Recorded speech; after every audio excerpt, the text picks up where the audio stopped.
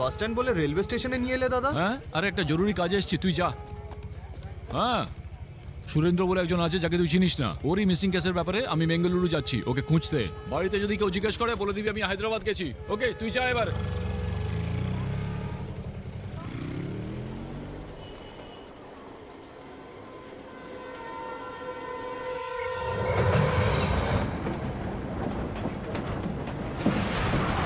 এই বগিটাই।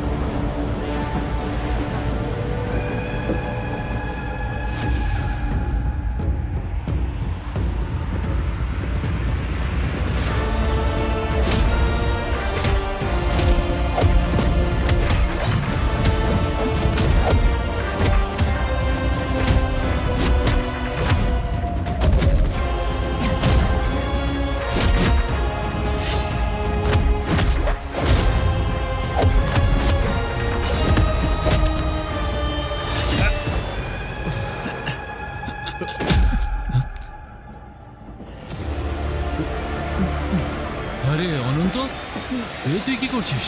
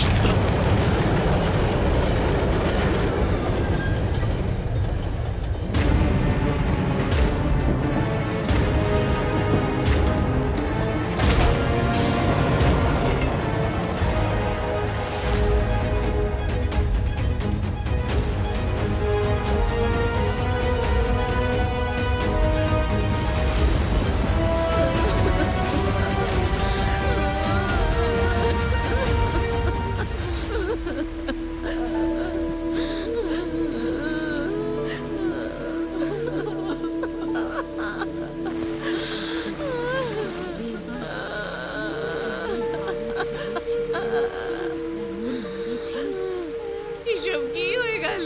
সব শেষ হয়ে গেল। ওই দেখো, ওই তো নিয়ে গেছিল, ওই তো আমার ছেলেকে নিয়ে গেছিল।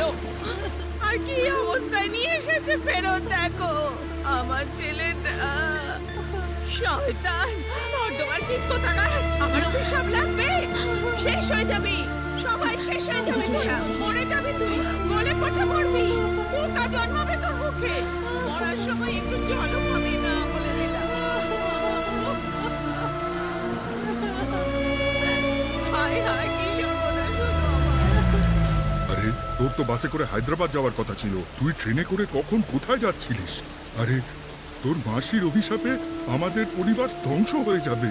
ওর এই কঠিন কথাগুলো আমি সহ্য করতে পারছি না বাবা। দোহাই তোর রামা, সব সত্যিটা বল। বাবা আমি সত্যি বলছি বাবা। সব ভুলে যান মেসমশাই, সব মিথ্যে কথা বলছে। কি মেসমশাই, আপনার ছেলে কি বলেছে?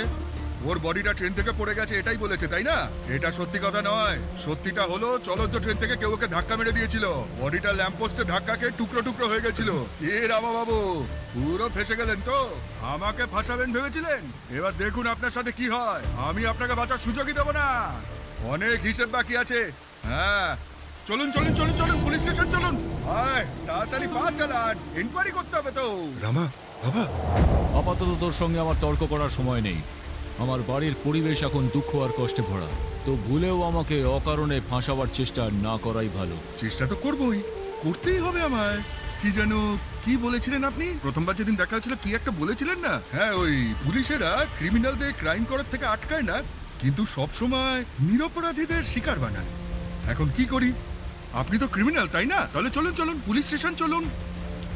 তার উপরে এতগুলো সাক্ষী দেওয়ার লোক আছে, ওদের সামনে আপনাকে পুলিশ স্টেশন নিয়ে যাওয়াটা খুব দরকার। না, হ্যাঁ? তার থেকেও বড় হলো তোর জন্য তোর চাকরিটা গুরুত্বপূর্ণ।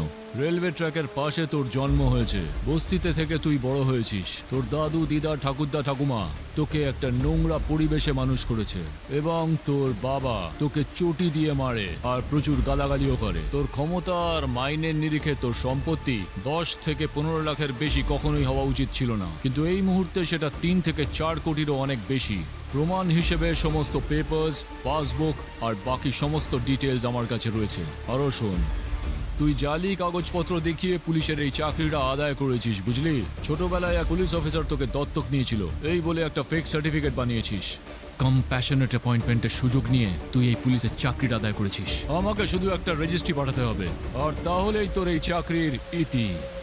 হাতটা সরান, ছাতাটা ধরুন। এটা কে? যাবেন না। এ আবার কি হলো? ওই ইন্সপেক্টর এখানে বাঘের মতন লাফালাফি করছিল, আর তারপর ইঁদুরের মতন চলে গেল। তুই এমন কি বললি ওকে? আমাকে বল, এসব হচ্ছেটা কি? অনন্ত কি কোনো সম্পত্তি কিনেছে? ওর কাছে কি তুমি কখনো প্রচুর টাকা দেখেছো? আমি যেটা তোকে জিজ্ঞেস করছি তার উত্তর দে। আরে এত বড় হয়ে নিজের বাবাকে কেন মিথ্যে কথা বলছিস? আমি কোনো মিথ্যে কথা বলছি না বাবা, তুমি যাতে কষ্ট না পাও তাই সত্যিটা লুকোচ্ছি।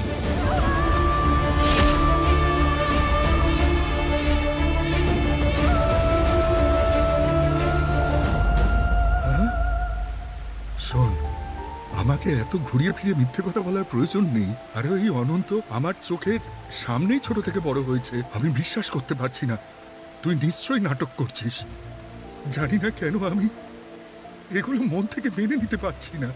কখনো কখনো নিজের লোকেরাই আমাদেরকে ঠকায়। বাইরের লোক বিশ্বাসঘাতকতা করুক বা নিজের লোক, ঠকানোটা তো ঠকানোই। আমি তোর সামনে হাত জোড় করছি, তোর যা জ্ঞান আছে আমার তার শিকিটুকুও নেই।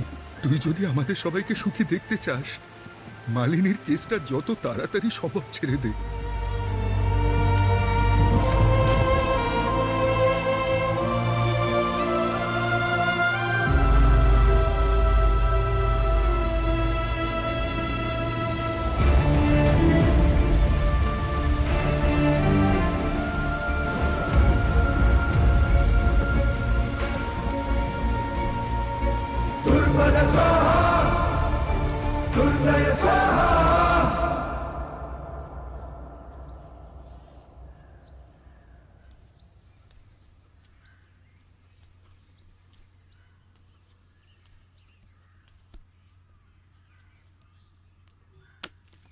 বাবা রামা, তোর বাবা একেবারে ভেঙে পড়েছে।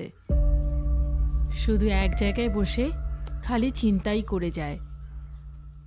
আর শুধু তাই নয়, আমার বৌমাও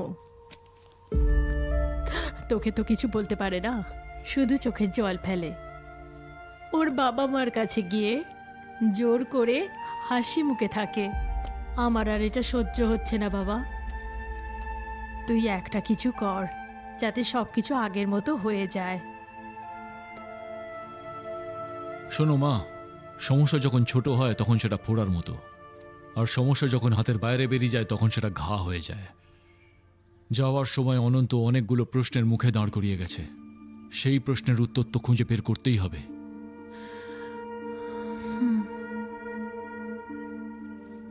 আমি কথা বলবো, তুমি যাও।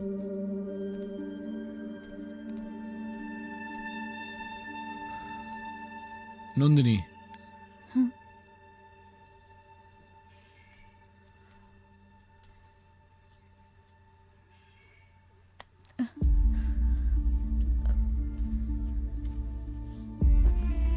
আমি নিজের বুকে পাথর রেখে বাঁচতে পারবো না।